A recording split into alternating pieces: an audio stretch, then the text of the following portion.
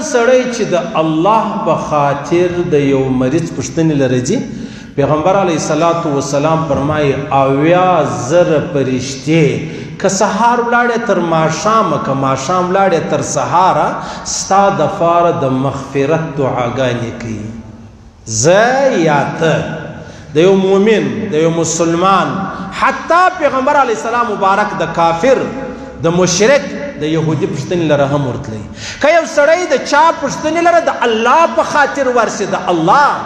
الله د رضا دپاره جانداري نه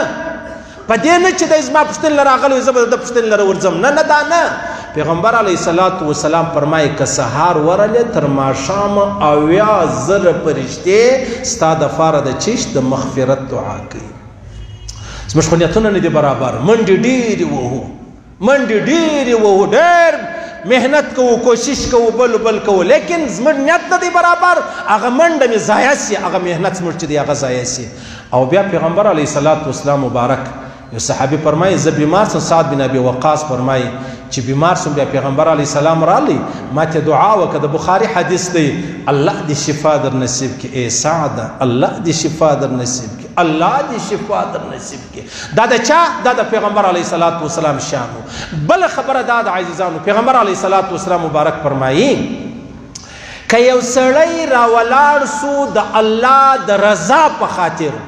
او داسې وکړي نیت یې دا کوي چې زم د الله په خاطر د فلاني مسلمان پوښتنې لره ناجوړه دی بیمار دی قرضداره دی معذوره دی مجذوبه دی مجبوره دی نو دی را روان سو او داسې وکړي د کوره راووتی نو پیغمبر علیه الصلاة والسلام فرمایي الله پاک پر دې عمل تا د جهنم څخه دومره لیرې کوي چې ستا او د جهنم په مابینځ کې د 80 کاله بعد الله راولي د جهنم دروازې ته نږدې وي د جهنم و دیواله ته نږدې و څوک پیغمبر علیه السلام فرمایي تا د الله په خاطر د ثواب نیت وکړي او ته روان سولې الله به تا د جهنم څخه 80 کاله لیرې کړي 80 کاله او بیا پیغمبر علیه الصلاة والسلام فرمایي تاسو د هغه چا پوښتنه کوئ چې کوم چا ستا پوښتنه کړې ده که نه ده کړې دا مه کوئ چې زما پوښتنې نه ده کړې او تاسو د هغه چا ته هدیه ورکوئ که چا تا ته هدیه در کړې وه که نه وه در کړې دا مه وایه چې ما ته ګفټ تحفه را کړې وه زه به یې ورکوم نه که چا ستا پوښتنه کړې وه که نه وه کړې ته ورڅه پوښتنه وکړه که چا و تا ته تحفه در کړې وه که نه وه در کړې ته څه وکړه ته تحفه چې د هغه ورکوه اوس په دې کې لویه بنیادي خبره دا ده عزیزانو پوښتنه خو ثواب لري اجر لري خامخا اجر لري ولې نه لري څنګه به نه لري چې د الله په خاطر ما ورته قدم واخلو اوس لویه خبره دا د عزیزانو چې کله یو سړی د چا پوښتنې لره ورځي ته به اول ټیم معلومه یې دا وخت د پوښتنې دی دا وخت د ورتللو دی دا وخت د حال احوال دی که نه دی صحیح سلو د خوب ټیم خو نه دی د خوراک ټیم خو نه دی د چټاک ټیم خو نه دی او دا به ګوري چې یاره دا سړی د دوایي ټیم خو نه دی د کپړو د بدلېدو ټیم خو ته به اول ټیم معلومه یې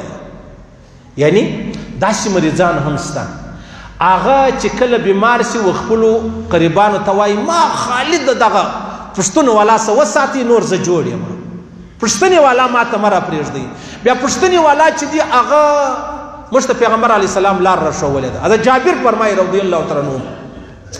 تر ټولو بهترینه پوښتنه د مریض هغه ده چې هغه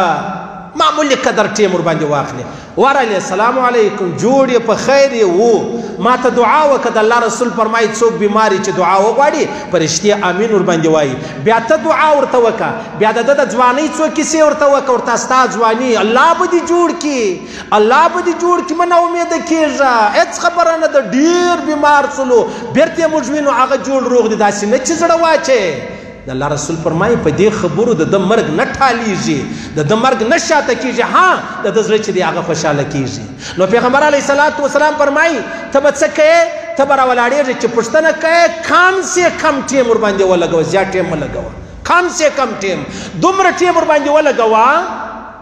لکه سړی چې وشل وشي حدیث شریف دی پیغمبر علیه السلام فرمایي چې دا وشه ولوشل سوله بیا هغه لوشلو والا را لیرې سي ساتکئ بیرته دا وشه یا دا غوا یا دا ګامیرشه دا شیدې رایله کوي څومره قدر په دې مابینځ کې ټیم لګېږي دومره قدر پوښتنه وکړه بیا جن راوځه او تر ټولو زیات ثواب د هغه عیادت دی د هغه پوښتنې دی چې هغه کم سے کم ټیم واخلي او چې بیا ورلې بیا بې ځایه مجلس مه کوئ انسان ډېر ناامیده یې انسان ډېر دیغ یې دا مجلس هم به در باندې لګېږي دغه د دنیا خبرې هم به در باندې لګېږي او داسې هم ستغه مشوره خبره ده چې عمر بن عبدالعزیز عبدالله بن مبارک رحمه الله بیمار سو چې بیمار سو نو خلک به رالوکشې به نستو نه به دی اوښتی سو نه به راوښتی سو نه به ولاړېدی سولو نو بیا یو سړی ناست و هغه ودته وویل چې حضرت دا خلک چې ووځي یا ووتل زه به دروازه بنده کړم زه به دروازه بنده کړم دا خلکو ته ستړی کړې ده ورته وویل دروازه بنده کړه خو د هغې خوا یې بنده کړه د دې خوا یعنې له تا بېزاره یم ته مو ووځه صحیح سلو ګورئ پوښتنه موږ ته محمد رسول الله راښولې ده اجرونه یې راښولي دي ثوابونه یې راښولي دي لاره یې راښولې ده او په دغه لاره کې خیر دی بیا چې کومه بیماري ده د هغه بیمارۍ هغه اثرات مه بیانوه چې پلانی سړی له دې بیمارۍ مړ سو پلانی سړی له دې بیمارۍ مړ سو دا چې تا ته کومه دوایي درکوي دا خو 2 نمبر دوایي ده دا خو دې نور پسې خرابوي دا اداب دي اداب بیا داسې خلک سه ابن جوزي مولوي صاحب فرمایي بې عقلان خلک سته بې عقلان خو در معلومیږي او داسې بې عقلان سته چې پرون یو سړی راغلی ویل مولوي صاحب زموږ مولوي صاحب چې دی هغه تاریاک کړلی دی په ده پسې لمن صحیح کېږي که نه صحیح کېږي ما ورته ویلې ملا دی ول و مال قرآن وایي حدیث وایي ول و ټول ښه نو ما ورته ویلې در تا ډېر ښه دی دی په یو تاریاکو کافر کېږي نو ته چې ګډ اوس درواغ وایه 2 نمبرۍ کوې نه کافر کېږي په دې خبرو زموږ دا ښار نه دی دا ښار خو یو خو هغه حکومت تر غاړه داسې دا تجاران نیولي در په در یې کړلو هسې چاپې شروع کړي دي هسې د خلکو ګدامونه ور تباه کړو الله دې دوی تباه کړي د مسلمانان کسب عزتمن سړی پر ژړا جوړ کړی دی دا یو سړی ملګري کیسه راته کوله هغه دوکاندار لره د کرایې آل ورکوي چې دا کرایه چې د هغه راکړه هغه په دا میاشت کې 140 روپۍ که څو قسم په خدای که ما در دې پاخوا بچت کړ 140 روپۍ نو زه به تا ته 100 روپۍ ته کرایه د کومې خوا درکوم زموږ په دې ښار کې علاحده د حکومت ته خوا و دا چرګان والا چې ویل پر کیلو باندې پر کیلو زه تا 10 روپۍ غواړم 10 روپۍ راوړه بیا تا ته اجازه ده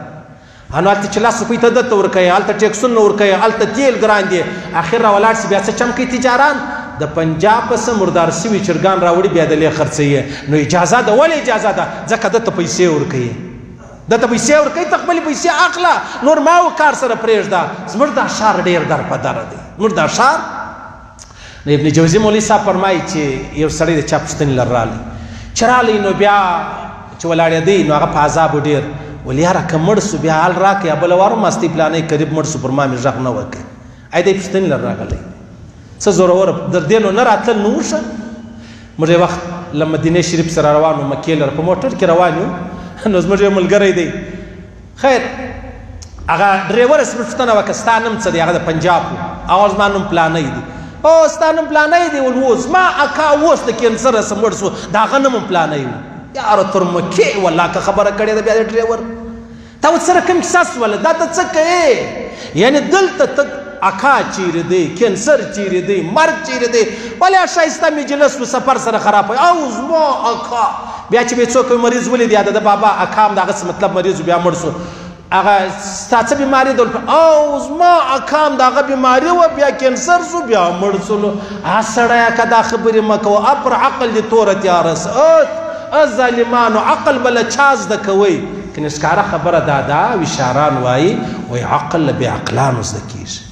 عقل له بې عقلانو چې ده بې عقلي وکړله په دا پوه سه چې بده خبره یې وکړه زه به دا نه کوم هغه محمود خان څه وایي وایي هغه خبره چاته مه کوه چې په کومه خبره ته خپله خوابه ده دا ډېره ګهره خبره ده هغه خبره چاته مه کوه چې په کومه خبره ته خپله خوابه ده صحیح سلو یو سړی ته د مور بد ووایه نسبت وکړې د خور نسبت وکړې د ښځې نسبت وکړې د پلاني و د پلاني نسبت وکړې که د هغه نسبت و تا ته اوس د خوا به دی اوه بدومې نو بیا چې خوا بدی نو اخوا ته هم دا خبره مه غورځوه ولې ته چې دا خبره هلته وغورځوې هغه بیرته راځي په تا کې نشته نو خبره داسې ده چې عقل ډېر لوی شی دی د عقل خواص به کوو د عقل چې ونه لرې ځان به ستړی کې ځان به ستومانه کې ځان به خراب کې نو خبره مې دا درته کوله عزیزانو تاسو څه کوئ چې کله موږ د یو مریض پوښتنې له راورولو کم سے کم ټیم ثواب په لږ ټیم کې دی او بله خبره دا ده چې ورځې خامخا د ځان سره یو شی وړه یا جوسان یا د اسرائیلو بوتلان نه یا مطلب یو خوراک فروټ راواخله پلانی دا وروړه هلته به بیا لږ خشه حوصله افزایي د چا کېږي د دې مریض کېږي او بیا په دې کې لویه خبره دا د عزیزانو هغه سړی ډېر ناامید دی ناست دی چې زه به څنګه سم زه به مړ سم که به ژوندی پاته سم په بیماري کې نه دی عزیزانو بیماري په خپله ډېره لویه پریشاني نه ده دغې لویه پریشاني ده چې زه به له دې بیمارۍ جوړ سم که یا